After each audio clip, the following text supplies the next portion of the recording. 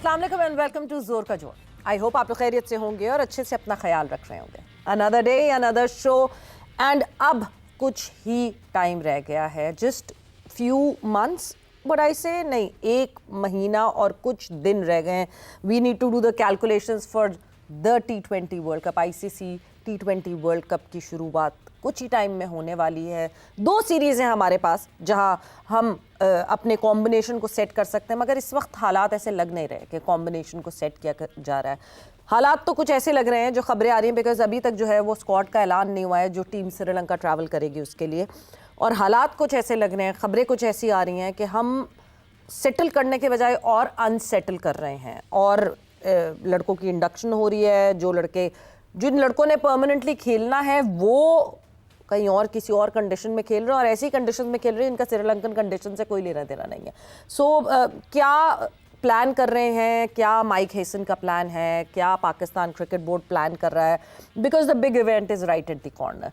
उसके बाद फिर पाकिस्तान वापस आके ऑस्ट्रेलिया के अगेंस्ट जो है वो 3 T20s खेलने। So there just these 6 T20s जिसके बाद हमने बड़े इवेंट में एंटर हो जाना है। याद रहे कि जो पिछला ICC इवेंट हुआ है या उससे पिछला ICC इवेंट हुआ है या उससे भी पिछला ICC इवेंट हुआ है, ये पिछले कोई 3 साल के जो ICC इवेंट्स हुए हैं उसमें पाकिस्तान टीम की कारकर्दगी बिल्कुल अच्छी नहीं रही है। इस दफ़ा हम एक्सपेक्ट कर रहे हैं कि इस दफ़ा कुछ बेहतर कारकर्दगी पाकिस्तान क्रिकेट टीम की हमें दिख सके, बिकॉज पिछले की भी बहुत सारी रीजंस थी। T20 फॉर्मेट हमें सूट करता है, मगर 24 में जो है वो न्यूयॉर्क का ग्राउंड हमें सूट नहीं किया था। सो देवर डिफरेंट रीजंस, बट इस दफ़ा कोई रीज़न इसलिए नहीं हो सकती कि एक ही वेन्यू पे, एक ही शहर में पाकिस्तान क्रिकेट टीम ने खेलना है, बाकी सारी टीम्स ने पाकिस्तान क्रिकेट टीम से खेलने के लिए ट्रैवल करना है। सो देखना यह है कि हमारी प्लानिंग कैसी रहती है, बिकॉज अब लेम एक्सक्यूजेस के पीछे हम नहीं छुप सकेंगे। यही प्लानिंग हमारी आगे काम आएगी। क्या स्क्वाड की खबरें हैं, कब तक स्क्वाड अनाउंस होता है श्रीलंका के टूर के लिए, वो तो वक्त बताएगा, मगर प्लानिंग क्या क्या है, क्या क्या खबरें बाहर आ रही हैं, उसके हवाले से हम डिस्कस करेंगे। साथ ही साथ ऑब्वियसली अंडर 19 टीम का इतना चर्चा हुआ, बिकॉज एशिया कप अंडर 19 जीत कर अंडर 19 की टीम पहुंची जिम्बाब्वे एंड यहाँ पे वो ट्राई नेशन खेल कर और फिर उन्होंने अंडर 19 वर्ल्ड कप भी खेलना है, तो उसके हवाले से भी डिस्कशन होगी। और डिस्कशन के लिए हमारे साथ मौजूद हैं former Pakistan test cricketer Abdul Rauf. अस्सलाम वालेकुम and welcome to the show. जी वालेकुम सलाम, थैंक यू।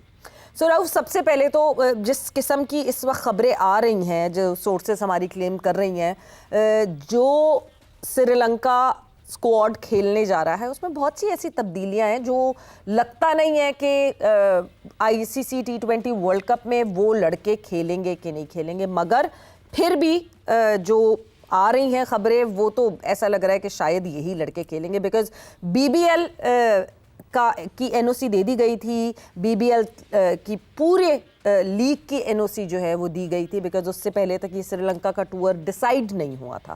तो क्रिकेट ऑस्ट्रेलिया के CEO की तरफ से एक बयान आ गया था कि पाकिस्तान के प्लेयर्स जो हैं वो पूरी लीग खेल कर जाएंगे। और अब मुझे लगता है कि पाकिस्तान क्रिकेट बोर्ड जो है वो इस बात पे राज़ी भी हो गई है, विच मीन्स हमारे 2 T20 के लड़के वहाँ पे हैं, विच बाबर आजम एंड शाहीन शाह अफरीदी। मगर अब जो खबरें आ रही हैं वो ये हैं कि शायद वो वहीं खेलते रहेंगे।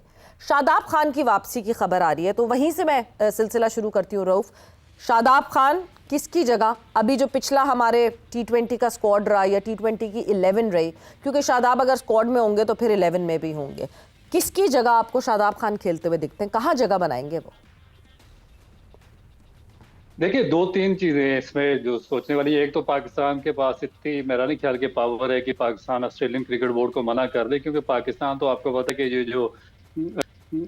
ये जो T10 लीग हो रही है इसमें भी अपने प्लेयर्स को वो बैकआउट नहीं कर सकता। और लास्ट टाइम जो सेठी साहब ने बयान दिया था कि इस लीग में इस तरह के मसाइल हैं और हम अपने प्लेयर्स नहीं भेजेंगे, मगर उसके बाद पाकिस्तान के सबसे ज्यादा प्लेयर जाके उस लीग में खेले, तो आप ऑस्ट्रेलियन क्रिकेट बोर्ड को कैसे काउंटर कर सकते हैं? तो वहां पे तो आपके प्लेयर्स खेलेंगे। दूसरा जो आपका क्वेश्चन है कि शादाब खान का, आप देखें कि आपने उसको जुलाई में सेंट्रल कॉन्ट्रैक्ट दिया था, बावजूद इसके कि जो पिछले लास्ट 1 ईयर की उसकी परफॉर्मेंस थी वो बिल्कुल ही बिलो द बेल्ट थी, बिल्कुल लोएस्ट लेवल की उसकी परफॉर्मेंस थी। किसी आईसीसी इवेंट में वो पाकिस्तान की तरफ से अपना कोटा मुकम्मल नहीं कर सके थे, मगर उसके बावजूद उनको बी कैटेगरी में कॉन्ट्रैक्ट दिया गया कि वो अनफिट थे। अब दिसंबर आ चुका है, पिछले 6 माह में सेंट्रल कॉन्ट्रैक्ट की शिक में वो शामिल है, मगर पाकिस्तान की जानिब से कोई मैच नहीं खेले। अब ऑस्ट्रेलिया में जाके उन्होंने वहां पे वाकई क्रिकेट खेली है, 1-2 मैचेस में कुछ स्कोर उन्होंने किया T20 के। मगर इशू क्या है, आपने देखे कि आपने जो लास्ट 1-2 साल से आपने सुफियान मकीम को खिलाया, आपने अबरार को रेगुलर मैचेस खिलाए पाकिस्तान से, आपने मोहम्मद नवाज को एज ए ऑलराउंडर डेवलप किया, क्योंकि वो भी 2016 से पाकिस्तान टीम का पार्ट एंड पार्सल है। पिछले 10 साल से उसकी भी कोई ऐसी आईसीसी इवेंट्स में कोई एक्सेप्शनल परफॉर्मेंस नहीं है। बिल्कुल। मगर अब जब आप शादाब को लाएंगे वापस, तो उसमें फिर देखना पड़ेगा कि शादाब एक तो किसकी जगह पे आता है, आया वो नवाज की जगह पे इंडक्ट होगा, क्योंकि अबरार की जगह पे तो हो नहीं सकता, वो तो एक स्पेशलिस्ट स्पिनर है जो कि जिस पे पाकिस्तान की पूरी टीम डिपेंड करेगी, क्योंकि अगर आप अबरार को बाहर करेंगे तो आपके पास श्रीलंका में कोई चांसेस नहीं होंगे। अब नवाज में और शादाब में से एक खेलेगा, और उसमें देखना पड़ेगा कि जो शादाब, अब असल चीज देखने वाली ये होगी कि आया शादाब खान क्या अपना कोटा मुकम्मल कर सकता है कि नहीं। एज ए बैट्समैन तो ठीक है, मगर एज ए बॉलर, क्योंकि हमने जो पिछले आईसीसी इवेंट्स देखे हैं, चैंपियन ट्रॉफी देखी है, अमेरिका वाला वर्ल्ड कप देखा है, इंडिया में होने वाला 50 ओवर्स का वर्ल्ड कप, फिर उससे पहले एशिया कप, उसमें तो शादाब खान अपना एक एक से दूसरा ओवर नहीं मुकम्मल कर सके। तो अब क्या श्योरिटी है कि आप उसको वापस टीम में लाएंगे तो क्या वो आपको श्रीलंकन कंडीशंस में अपने 4 ओवर का कोटा मुकम्मल करके दे सकेगा? अगर तो यस, तो फिर तो डेफिनेट उसकी सिलेक्शन होनी चाहिए। और अगर उस पर पाकिस्तान क्रिकेट बोर्ड अगर मगर की कैफियत में आके देखा जाएगा, थोड़ी सी बैटिंग कर देगा, थोड़ी सी बॉलिंग करवा लेंगे, तो इसमें फिर आपके पास साइम अयूब से बेहतर ऑप्शन कोई भी नहीं है। सलमान आ गया है, तो फिर इतने ज्यादा ऑलराउंडर्स का इंडल्ज करना पाकिस्तान टीम में मेरा ख्याल है कि क्वेश्चन मार्क होगा। बट एक बात समझ नहीं आती, ऐसी मजबूरी क्या है? मतलब अगर अगर शादाब की अभी हम ये देख रहे हैं सिनेरियो की जगह नहीं बन रही है, आप ज़बरदस्ती आप ये जगह बना रहे हैं, क्योंकि पास्ट में ऐसा लगा था कि मोहम्मद नवाज़ को लाया गया और कोई एक्सपेक्ट नहीं कर रहा था कि मोहम्मद नवाज़ वुड क्लिक दैट वे, क्योंकि पास्ट में मोहम्मद नवाज़ की भी परफॉर्मेंस अच्छी नहीं रही थी जब तक वो पाकिस्तान टीम में नहीं आए थे। पाकिस्तान टीम में आके नवाज़ जो है वो एक बहुत रिस्पॉन्सिबल और रिलायबल प्लेयर बन गए। 11 में लगातार वो डिलीवर भी करते रहे, और जिस तरह उन्होंने परफॉर्म किया तो जाहिर सी बात है शादाब की अनअवेलेबिलिटी का बहुत फ़ायदा नवाज़ ने उठाया है, नवाज़ ने परफॉर्मेंस दी। ऐसी मजबूरी क्या है? ये मजबूरी क्या वही है जो सेंट्रल कॉन्ट्रैक्ट दिया हुआ है तो खिलाना ही खिलाना है? Why is it so important that Shadab should be there? क्या वर्ल्ड कप में ज़रूरी है शादाब का होना? देखिए, सबसे बेसिक चीज तो सेंट्रल कॉन्ट्रैक्ट देना ही क्वेश्चन मार्क है। सबसे पहले तो आपने एक कैटेगरी नहीं रखी। आप तो किस तरह कह सकते हैं, कोई अगर दूसरा कोई आदमी आपके पाकिस्तान क्रिकेट बोर्ड की पॉलिसीज पे तनकीद करता है तो आप अपना डिफेंड कैसे कर सकते हैं जब आपने खुद अपना कोई प्लेयर एक कैटेगरी में रखा ही नहीं है? आपने किसी प्लेयर को इस काबिल नहीं समझा कि उसको आप सेंट्रल कॉन्ट्रैक्ट की एक कैटेगरी में डालें। इसका मतलब है कि आपकी क्रिकेट का डाउनफॉल है, आपने किसी प्लेयर को इंपॉर्टेंस नहीं दी। फिर सेकंड चीज ये है कि बाज प्लेयर ऐसे हैं जिन्होंने पूरे साल में पाकिस्तान से एक मैच भी नहीं खेला, मगर वो पूरा साल सेंट्रल कॉन्ट्रैक्ट की बड़ी रकम लेते रहेंगे। और ये पाकिस्तान क्रिकेट बोर्ड एक ऐसा बोर्ड है जिसमें जहाँ पे नीचे जो क्लब क्रिकेट है पूरे पाकिस्तान की चला रहा है, उसमें 1 रुपया भी नीचे क्लब क्रिकेट पे नहीं जा रहा, और ऊपर इस तरह से ये बंदरबांट चल रही है। तो अब देखें कि जो आपने जो रिप्लेस बात की है उसकी जगह बनाने की, आप नवाज को देखें कि नवाज का भी अभी क्वेश्चन मार्क है। इनकी जो परफॉर्मेंस सामने उस वक्त आएगी जब आप अच्छी टीमों, बड़ी टीमों के खिलाफ मैच खेलेंगे। आपने 2 मैचेस खेले इंडिया के खिलाफ एशिया कप पे, जो बाकी तो एसोसिएट टीम्स थी या बॉटम टीमें टीम जिनके खिलाफ आप खेल रहे थे, मगर एक टॉप टीम इंडिया की थी जिसके खिलाफ आपने 2 मैचेस खेले। उसमें मुझे बताया नवाज ने ओवर कितने किए? एक मैच में आपको पता है फाइनल में नवाज से 1 ओवर भी नहीं करवाया गया। तो अब ये जो आगे वर्ल्ड कप में आप खेलने जा रहे हैं, इसमें तो आपने सारी जो सेकंड आपका, ठीक है, आपने जो पहला आपका राउंड होगा उस पे आपका इंडिया के साथ मैच है, बाकी तो यूएसए या नेदरलैंड या नमीबिया है, उससे तो आप वन साइडेड आपके मैचेस होंगे। मगर जब आप सेकंड राउंड में जाएंगे, वहां पे टॉप टीमें आएंगी, ऑस्ट्रेलिया, साउथ अफ्रीका है, बाकी टीमें हैं, तो वहां पे आप इनको फिर किस तरीके से एडजस्ट करेंगे? और फिर अगर शादाब भी टीम में अंदर हुए, नवाज भी हुए, और फिर आपके पास 2 आपका साइम अयूब, मेरा ख्याल है कि इन दोनों से बहुत अच्छी बॉलिंग करवा जाता है बाज ओकेजनली, जो मुख्तलिफ आपने मौके देखे हैं, तो वो ज्यादा रिलायबल है मेरे ख्याल में इन दोनों से। फिर आपका जो सलमान आगा है वो एक मैच्योर ऑफ स्पिनर है, वो अच्छी बॉलिंग कर जाता है। तो मेरा नहीं ख्याल कि इतने ज्यादा ऑलराउंडर की जरूरत है, और जबरदस्ती आप किसी की अगर प्लेस बनाएंगे तो फिर पाकिस्तान को आप नुकसान करवाएंगे। बट रऊफ, जो आपने कहा कि क्रिकेट ऑस्ट्रेलिया से ऑब्वियसली पाकिस्तान क्रिकेट बोर्ड बात कोई ख़राब नहीं करना चाहता, बिकॉज जब क्रिकेट ऑस्ट्रेलिया के सीईओ ने ये बयान भी दिया था कि पाकिस्तानी क्रिकेटर्स पूरी लीग के लिए यहाँ होंगे, साथ ही साथ उन्होंने दूसरे जुमले में ये भी कहा था कि ऑस्ट्रेलिया ने क्योंकि खेलने भी जाना है पाकिस्तान, मतलब वो बड़ा इंटरलिंक्ड लगा था कि हाँ जी आप अपने लड़के पूरी लीग के लिए भेज रहे हैं एंड देन ऑस्ट्रेलिया ने खेलने भी जाना है पाकिस्तान। मगर ये जो इम्पोर्टेंस है इस श्रीलंका की सीरीज़ की, क्योंकि वहीं उसी जगह पे ये सीरीज़ होगी जहाँ पे हमने वर्ल्ड कप खेलना है, तो क्या ही बेहतर होता कि हमारा पूरा वो कॉम्बिनेशन जो कि हमें T20 वर्ल्ड कप में उतारना है वो ही श्रीलंका के अगेंस्ट ये 3 T20s खेलता। मगर ये सिर्फ BBL की वजह से नहीं हो पा रहा। हर कॉन्ट्रैक्ट में नेशनल ड्यूटी को सबसे ज़्यादा प्रायोरिटी दी जाती है, तो क्या 2 लड़के बाबर और शाहीन को वापस बुलाना इतना बड़ा टास्क हो गया? देखिए, वही मैंने आपको जो बात की है कि ये प्रेशर नहीं ले सकते उनका, और मेरा ख्याल है कि जो आपने बात की है कि डेफिनेट जो नेशनल ड्यूटी है वो कम्स फर्स्ट आनी चाहिए, और उसके ऊपर तो कोई चीज़ नहीं होनी चाहिए। स्पेशली इस तरह के लीग को तो आप सिरे से रद्द करना चाहिए ना, क्योंकि जब आप टीम बना रहे होते हैं तो उसमें आपको एक कॉम्बिनेशन बनाना होता है, आपको जो वहाँ पे एटमॉस्फेयर होता है उससे एडजस्ट करना होता है, जो आपका विनिंग एक मोमेंटम है उसको डेवलप करना होता है। तो जब आप उस कंडीशन में जाकर खेलेंगे, वहां पर उससे एक अच्छी टीम के खिलाफ जाकर खेलेंगे, तो वही आपका मोमेंटम बिल्ड करेगा। आपको एग्जैक्टली पता होगा कि इन कंडीशंस में मेरा कौन सा बॉलर है जिसको मैंने नए बॉल से बॉलिंग करवानी है, कौन सा नए बॉल के म्यार पे पूरा उतरता है, सेकंड अटैक किससे, फिर कौन सा विकेट टेकर है, फिर कौन सा जो लेट डेप्थ ओवर में यहाँ पे ये जो यूजफुल हो सकता है। फिर जो हमारे बैट्समैन है, आया उनमें इतनी कैपेबिलिटी है कि वो एक नई जगह पे श्रीलंका में जाके सिचुएशन को अडॉप्ट कर सके और फिर वहां पे खेल सके। तो ये एक बहुत ही ज्यादा इंपॉर्टेंट सीरीज, इसीलिए तो आप ये बायलैटरल सीरीज रखते हैं किसी भी बड़े आईसीसी इवेंट से पहले उस जगह पे, ताकि आपको जितनी भी वहाँ पे प्रॉब्लम्स हैं उनको ऑलरेडी आप इवेंट में जाने से पहले मुकम्मल तौर पे उनको ओवरकम कर लें। तो इसमें मेरा ख्याल है कि बड़ा क्वेश्चन मार्क है कि अगर आपने मुख्तलिफ लीग में अपने प्लेयर भेजे हुए हैं तो आप वहाँ पे मोमेंटम क्रिएट कर सकेंगे। आप फिर इसी तरह करेंगे, जो प्लेयर आप वहाँ पे भेजेंगे श्रीलंका से खेलने के लिए, तो वो वर्ल्ड कप से पहले वो वहाँ पर खेलेंगे, वो वापस आ जाएंगे। फिर आप यहाँ से ऑस्ट्रेलिया से और BPL से जो आप प्लेयर्स हैं वो जाकर वहाँ पे श्रीलंका में वर्ल्ड कप खेल रहे होंगे, और 2-3 मैचेस के बाद आपका वहाँ पे एग्जिट हो रहा होगा। तो ये मेरा ख्याल है कि इसको सोचना चाहिए। बिल्कुल एक गोल्डन मौका था, बिल्कुल वर्ल्ड कप से पहले एक ड्रेस रिहर्सल जैसी ये श्रीलंका का टूर था, जब आप श्रीलंका से 3 T20s वहीं खेल सकते हैं उन्हीं कंडीशंस में।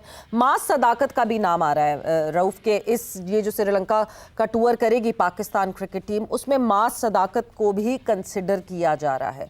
तो ये तो मतलब ये और अनसेटल कर रहे हैं कॉम्बिनेशन को, क्या कर रहे हैं, क्यों अचानक से मास सदाकत को जो है वो डाला जा रहा है, और कहाँ खेलेंगे वो, किस जगह पे खेलेंगे? देखिए, बिल्कुल है उनकी, क्योंकि वो एक इन्फॉर्म है। पिछला जो फर्स्ट क्लास सीजन था उसमें उन्होंने काफी बड़ा स्कोर किया था, मेरे ख्याल में शायद फर्स्ट या सेकंड नंबर पे फिनिश किया था। इस फर्स्ट क्लास सीजन में भी उन्होंने स्कोर किया। फिर जो पाकिस्तान ए टीम के साथ टूर किया उन्होंने, उसमें आउटस्टैंडिंग उन्होंने परफॉर्म किया। अभी एशिया कप के राइजिंग स्टार में भी उनकी परफॉर्मेंस अच्छी रही, राइजिंग स्टार में भी आउटस्टैंडिंग उनकी परफॉर्मेंस रही है, तो उनका एक नंबर बनता है, क्योंकि फर्स्ट क्लास के भी वो 2 सीजन वो खेल चुके हैं। अब इशू पता है क्या हो रहा है कि उनको किस लिए लाया जा रहा है। आप देखिए कि जो बाबर आजम की जो परफॉर्मेंस है ना, यहाँ पे अच्छी रही है, पिछले 1-2 साल से वो डिक्लाइन पे है इसमें T20 में। अब ऑस्ट्रेलिया में बिग बैश में भी उनकी कोई खास परफॉर्मेंस नहीं है। तो फिर आप अगर उनको, उसके बाद जो आपके सलमान आगा है जो कैप्टन है, उनकी जो परफॉर्मेंस नो डाउट टेस्ट और वनडे में एक्सेप्शनल परफॉर्मेंस है, उस पर कोई क्वेश्चन मार्क नहीं है।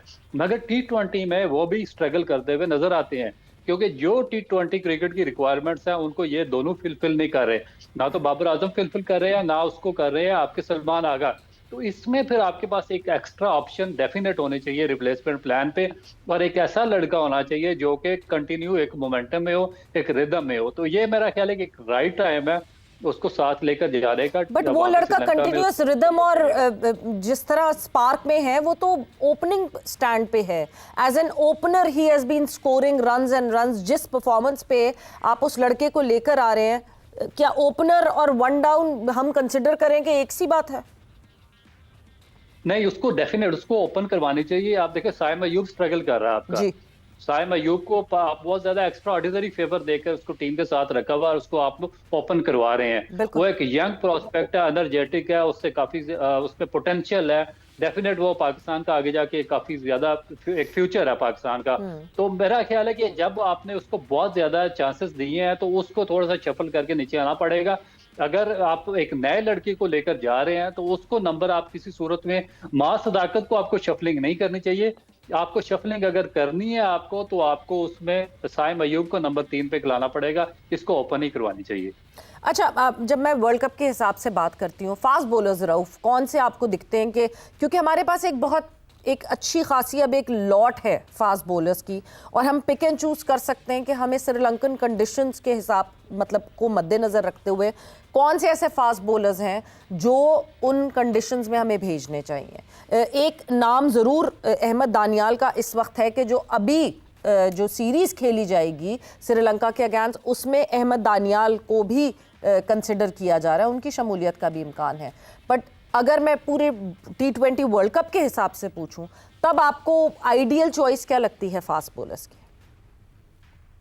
देखिए आपके पास एक बेंच तो है, जिस तरह आपने बात की है कि आपके पास एक काफी लंबी लॉट है, मगर इशू क्या आ रहा है आप पीछे काफी अरसे से देखें कि फास्ट बॉलिंग एक ऐसी चीज है पाकिस्तान में जो कि कंसिस्टेंटली आपको मिलते जाते हैं। आपने अब्बास अफरीदी आपका साइड लाइन हुआ तो आपके पास जमान खान आ गया, जमान खान हुआ तो आकिफ जावेद आ गया, आकिफ जावेद साइड पे हुआ अली रजा आ गया, अली रजा साइड पे हुआ तो कोई और आ गया, तो आपके पास ये अरशद इकबाल आ गया, एक लंबी लॉट आपके पास एहसानुल्लाह आ गया, काफी ज्यादा आपने मिस कर दिए। मगर इशू क्या कि आप कंसिस्टेंट चांसेस किनको दे रहे हैं? आपने 3 बॉलर रखे हुए हैं जिन्हों आप कंसिस्टेंट बेसिस पे खिला रहे हैं। एक तो आपके पास शाहीन अफरीदी है, दूसरा आपके पास आपके पास नसीम शाह है, तीसरा आपके पास हारिस रऊफ है, चौथा आपके पास फहीम अशरफ है। अब ये किसी सूरत में ये जो हमारी सिलेक्शन कमेटी है, जो इनका माइंडसेट है, जो हमारे कोचेस का माइंडसेट है, ये इनसे बाहर नहीं जाएंगे।